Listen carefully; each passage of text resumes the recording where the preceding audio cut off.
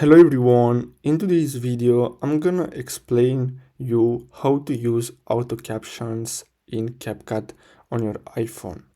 So basically, in order to do that, you're gonna need a video with some audio. Now, I don't know if this video has audio because I can't record it since copyright problems, but you're gonna have to select it.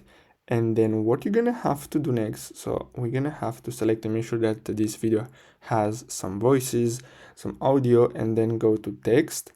And then you're gonna have to press on auto captions, and then you're gonna have to choose video.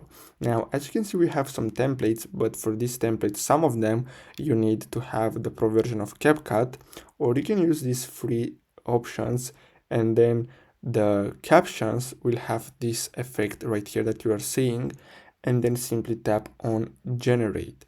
So now let's see if this video has any audio, but if it has, as you can see, no voice detected, but if it has, you're gonna see the captions automatically on the screen without you having to do any work. Just press these two buttons and basically that's it.